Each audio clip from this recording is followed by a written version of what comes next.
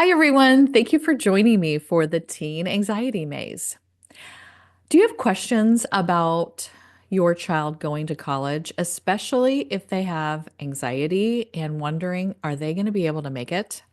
Well, I have an amazing guest today, Alexandra Holt, and she is a college success coach, which I love because we definitely need these people helping our kids. And I wish I would have known about this for my own kids and also when I was working in schools. I would be helping our kids. And I wish I would have known about this for my own kids and also when I was working in schools.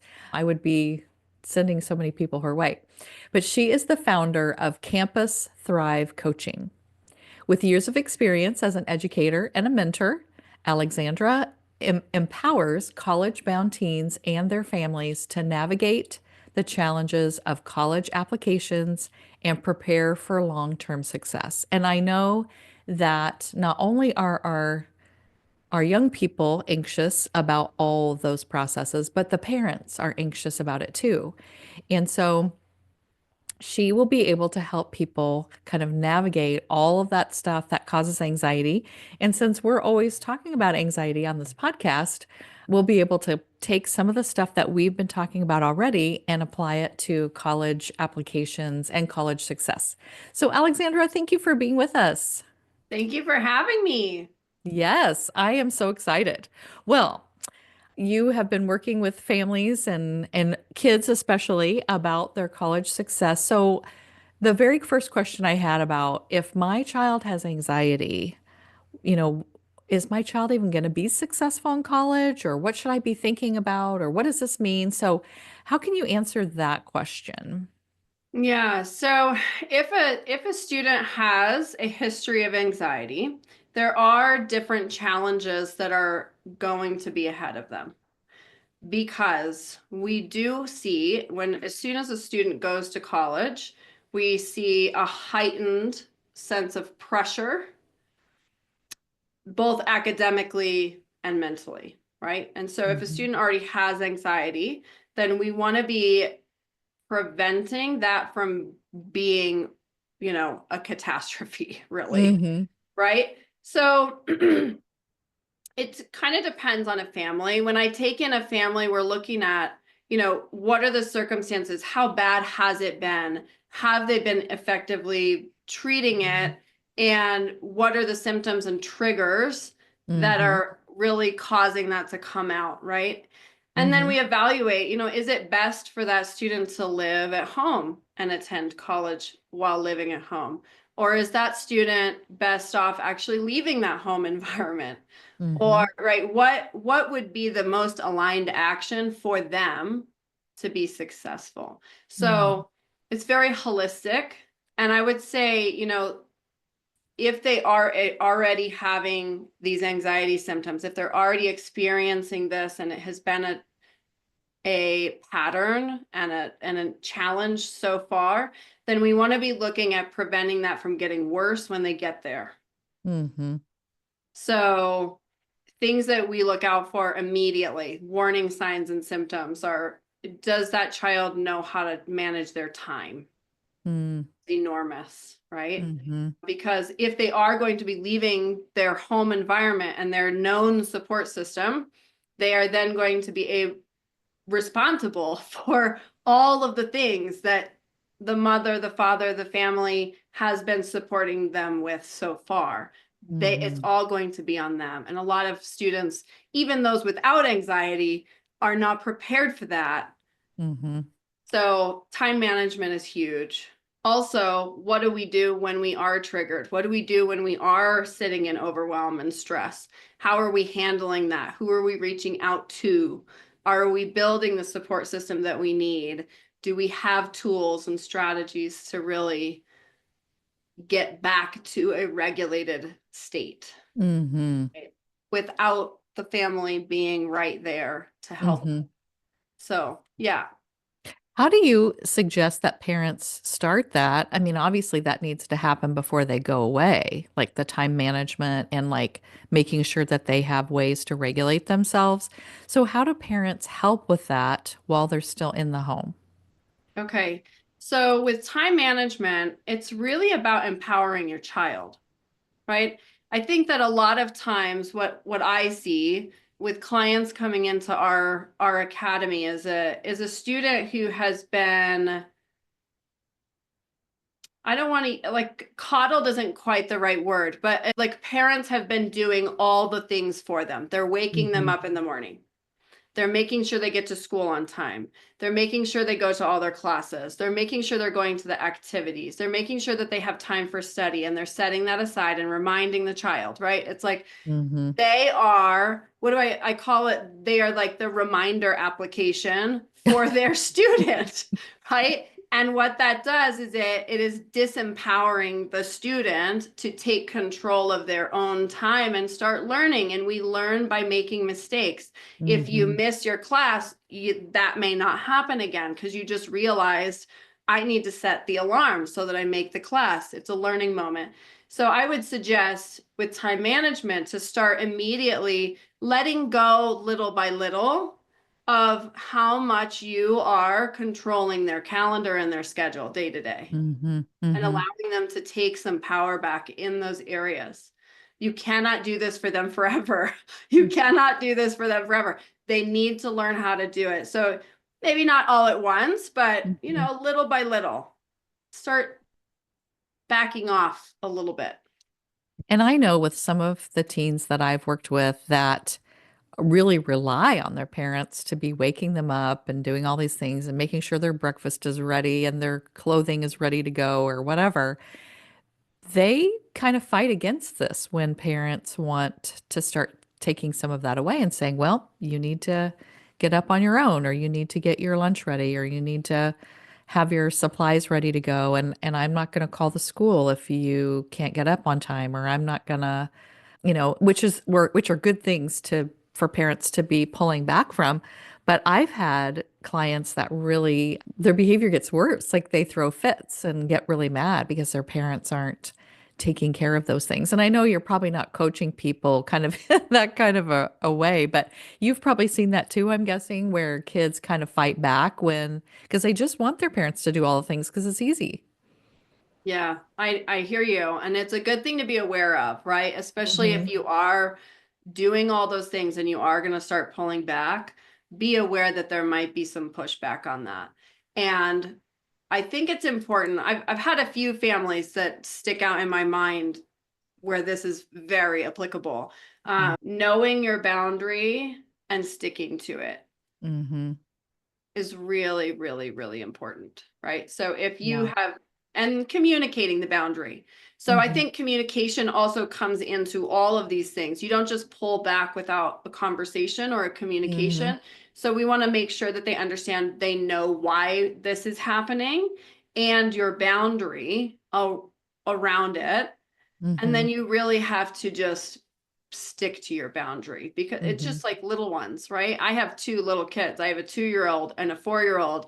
And if the boundary isn't firm and it's not communicated and I'm not sticking to it, then they walk right over the boundary.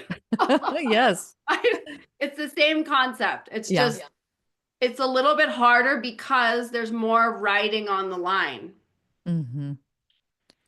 I think though, I'm thinking about a specific family. I had a student who was very much what you just described. As soon as mom started pulling back on supporting in these type of ways, he wasn't going to school anymore. He stopped Hmm. going to school. He Hmm. wouldn't drive himself to school. He was having like huge, and so then it became, how then do we support them? Because you cannot keep enabling. Hmm. They have to learn how to do this. So then it became, Hmm. this is not me anymore. This is who is going to help you Hmm. in that process and make sure that they're Right. okay, right? Like if Yeah. a student is exhibiting that drastic of Hmm. a reaction to, then there might be other things we need to be talking about. Well, I always say that, kids want to function and want to do things. I mean, if they're mentally healthy, they want Yes. to do things. And when they totally check out of everything and don't do anything, there is a mental health concern of some kind. You just have to figure out what it is. And yeah, I mean, even though I work with anxiety, which is in the mental health area, if somebody has become non-functioning, that is not me either. Like that's Right. something that somebody needs therapy, they need a doctor's assistance because sometimes there are physical illnesses that cause these same kind of reactions, but that again, that needs to be diagnosed and maybe there's medication or Hmm. different kinds of things that need to happen to help somebody.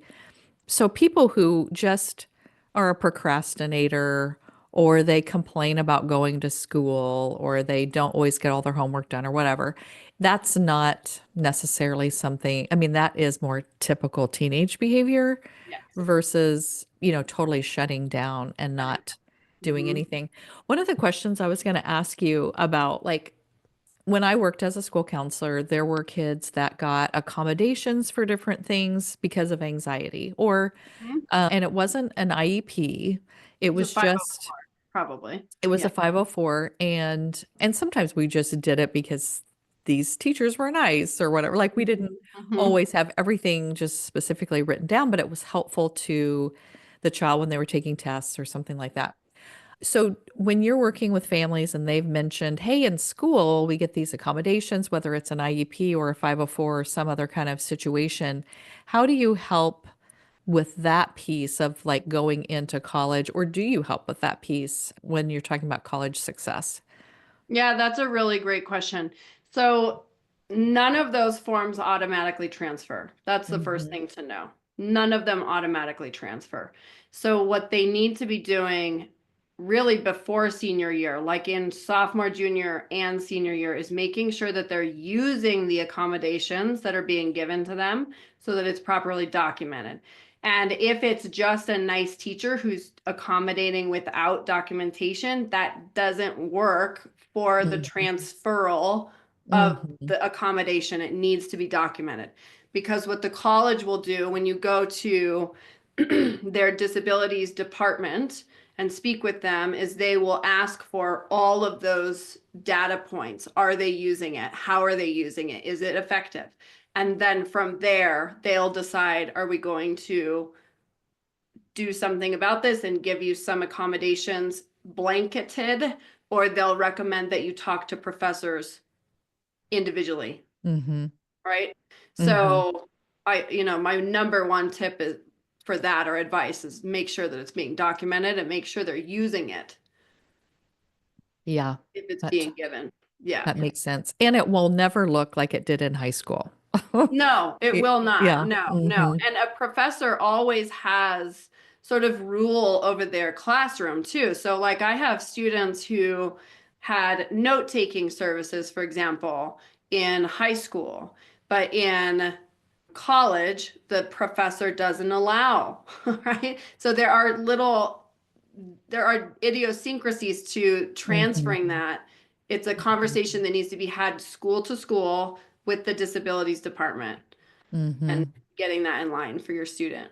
Right. And Yeah. knowing where that office is and really, when you're doing that, finding the school, like when you're touring different schools and looking at which schools are the best schools for us and getting all your information. Part of that information, if you're in this situation, needs to be where is a disability office? What are the paperwork that they're going to need from me? Mhm. And looking at that just as specifically as you do the application, the scholarships, the everything, because Yeah. all of that's going to matter if your child has already experienced having some accommodations in school for whatever reason. But, anxiety is the one thing that we talk about on this podcast. But yeah, it could be for anything. And some schools have programs too. So I remember I had a couple students who applied. I'm like blanking on the name of the school, but they had a specific program set up for students who had disability services in high school, and it was meant to help them transition more smoothly. Mm, So you really need to be communicating before even applying. Like if there's interest in a school, call the disabilities department, see what they offer, see mm-hmm, what their process is. before you even apply. Because again, like with in any case, in any family's case, the alignment that the student has with the school, that match is really, really important. Mm-hmm. It's really important. And especially if we have a student who is exhibiting any kind of mental health challenge before school, we want to make sure that school is going to be a good fit for them so that they can maintain any progress that they've made so far and Mm-hmm. continue to grow. Well, and I would say also know where the counseling center or mental health center is on the campus because my daughter, I mean, I should have known. Now that I look back, I should have known she had anxiety, but she went to college not having any diagnosis of anything and then started having panic attacks. And she was only 45 minutes away from me. So I was going over and trying to help her because I was like, I don't even know what's happening here. She would just be so like out of it. She was just so upset about things. And I just said, you need to go to the campus mental health center and talk to somebody because I don't know why this is happening, but you need to figure out what's happening. And she was diagnosed with anxiety there on the campus, and they prescribed her medication that has been so helpful to her. And I mean, so kids need to know where that place is because if they are experiencing something that they maybe is new to them, the panic attacks, to my knowledge, were new to her when she went to college. Later, I found out that she had had some as a younger person, but just had them in her room and never told anyone that something was wrong because she was like, I think I'm crazy and I don't want anyone to know about it.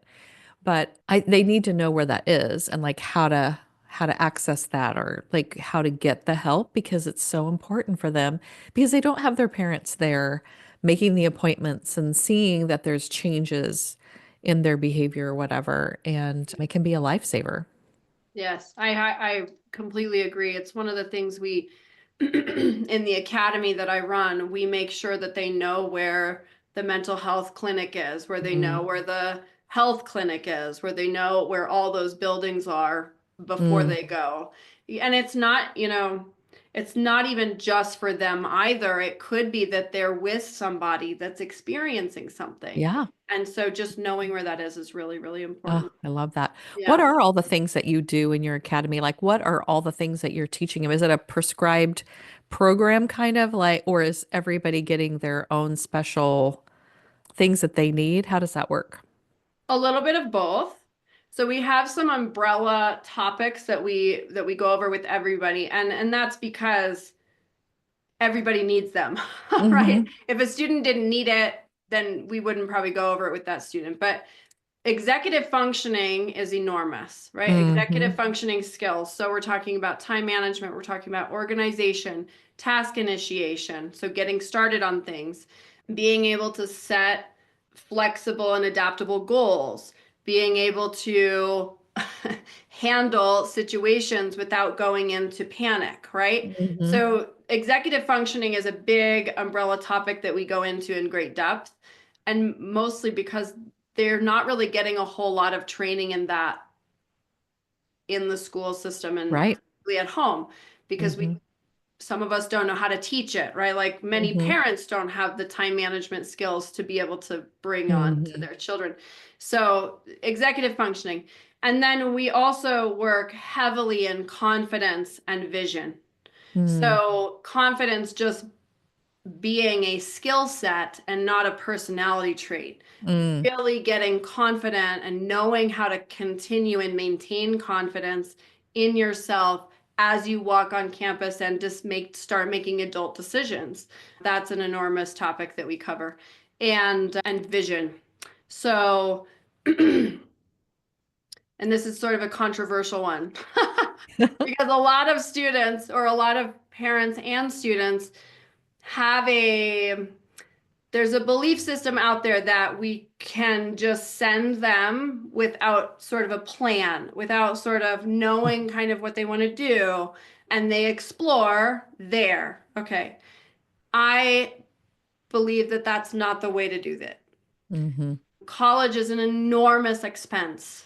It's an Mm-hmm. enormous expense, and the college is out to get your money. It is a business. It's a Yeah. business.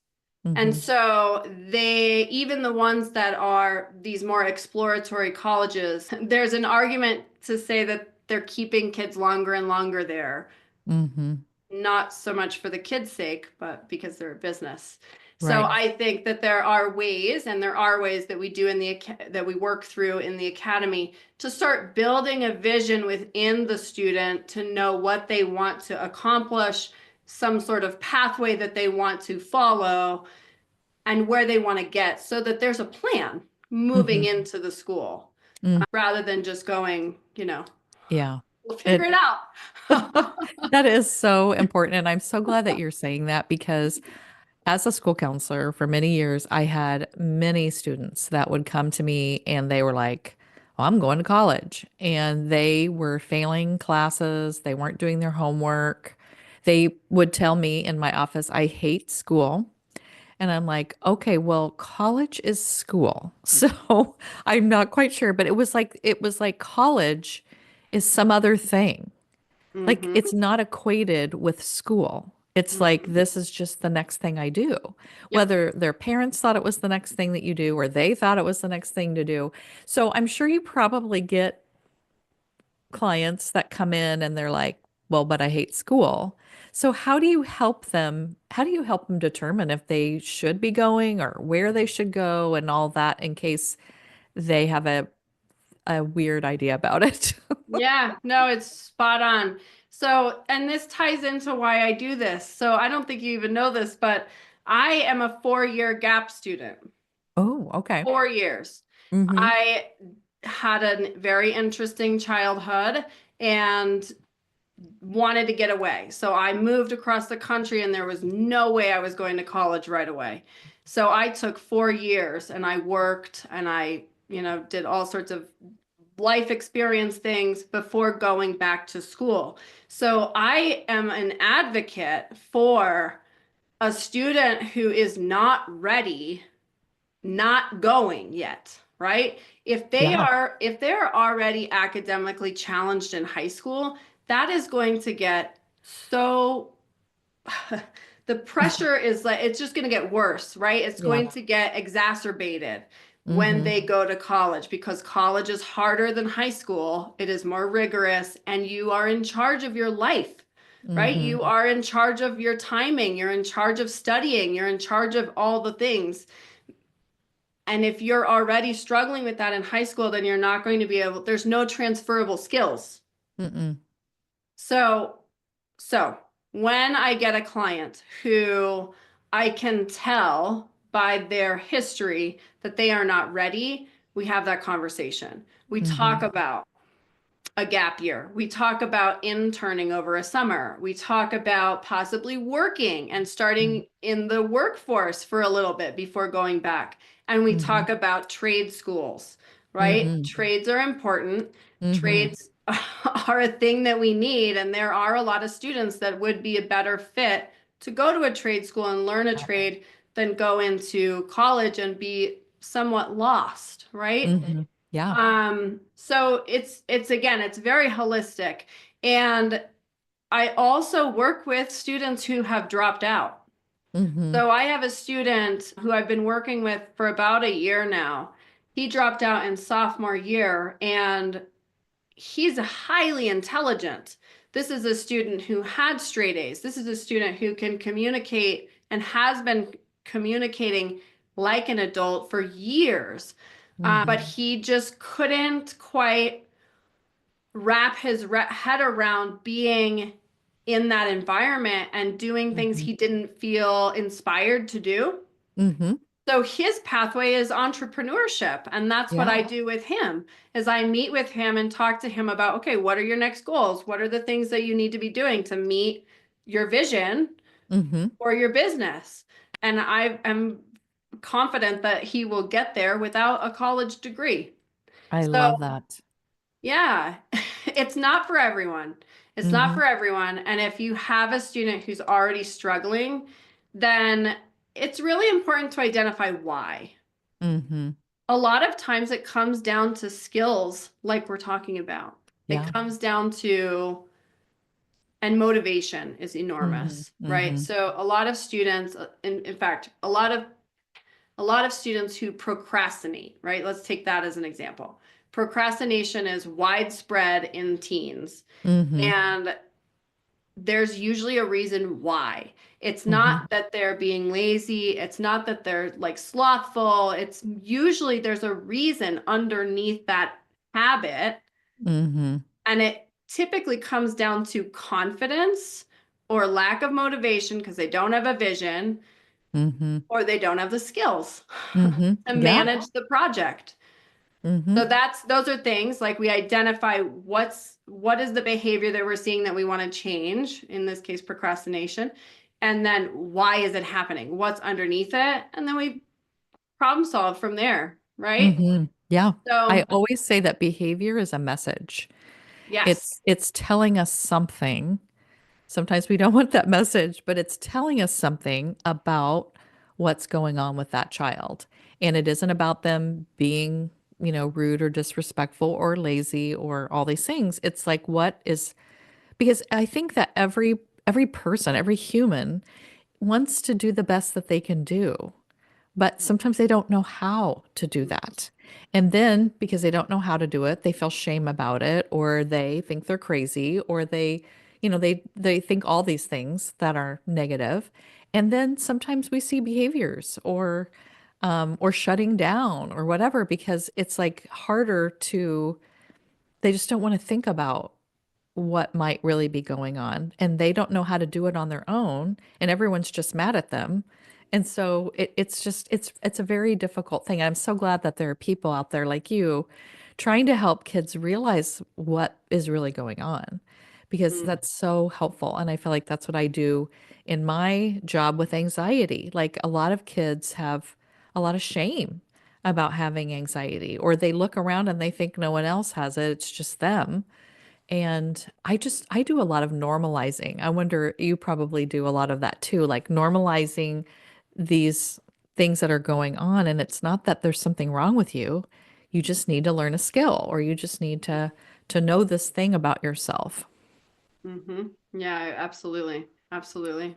That's wonderful. Now you have something that you're giving my audience, and let me look and see what it is because I don't remember what it was, and I don't know. Maybe you remember. Well, one of I them, do. I know what I'm giving oh, them. Yeah. okay, okay. And I don't know if it's connected or separate, but if people, needed to know, is my child ready for college, you do some sort of college readiness consultation. I do. Yes. Okay. So if you if you have a student who you are actively concerned about, like you're thinking about it, are they going to be ready? Is this an issue? Or if you just want to make sure that your student is going to be ready, then in either case, we can just have a conversation. It's a free conversation, it's a consult call, and we talk about their history and we talk about the challenges they've had so far, and we talk about, potentially where they want to go and what they want to do. And then from there, I can easily identify symptoms that Mm-hmm. will lead to bigger issues later on. And we Mm-hmm. can just be really transparent and honest about those so that you know what Mm. to do and are prepared. That sounds perfect. I know I Yeah. would have wanted that as a parent. So, and then is that part of the freebie too, or is No, there there's something else? yeah, it's different. So the freebie is a mental health toolkit. Mm, So it's just a PDF that I've put together with different mental health techniques that they can use if they are in a state where they need to get back into regulation. I love it. That's so good. Yeah, those techniques are so good to know. And I always tell my clients that they should practice them in low stakes situations like boredom or annoyance. I always tell my clients, I know every day you're annoyed or bored by something. So you practice like getting into regulation from those easy spots. And then your brain knows how to do it when it really is important to do it. Yeah. And so that's great. And they get I love when everybody just gets more ideas about things that they can do because it's so helpful. So is there anything else that you want my listeners to know before we go today? I want you to know that you're not alone. Mm, I want you to know that it's okay, no matter mm, where they are. We talked about a very broad range of kids, and like the worst case scenario is they're shutting down, and the best case scenario is they're on their way to being ready, and anywhere in between in any of those spots, it's okay wherever they are. We have to meet them where they are right mhm, now, and there's mhm, always a way forward, and you are not alone, right? There mhm. are other people out here who are experiencing this, so you're not alone in the experience, and there are people out here who can help you. Yes. Yeah, that's what I love about all the guests that I have is that, and I've said this so often to my listeners, but there are so many people in this world that just want to help you. And I just want them to know who are all these people. So I keep trying to have all the people on my podcast, but just Google it and look up, who can help me with this thing and you're going to find people. And I mean, there's so much more good and helpfulness in the world than we sometimes hear about or realize. So I'm so glad that there is you out there doing these things, and it'll be wonderful for people to contact you, and all your stuff will be in my show notes so that they can get this information and contact you and hopefully work with you because we need people helping kids to be ready to go to college because it's such an important thing to do, or get ready to not do college if that's Yeah, what they choose to do. And it will be okay if they choose not to go to college. If they do something that's inspiring, they're going to be so successful. It's going to be wonderful. absolutely. Every single one of your kids has potential and Hmm. the power within them to be great in this world in their own way. Yes, I know. I love that so much. And it's so true. As a school counselor, I had to talk parents through that many times. But Mhm. well, thank you so much for being our guest. And I look forward to more conversations with you. Absolutely. Thank you for having me. Uh huh.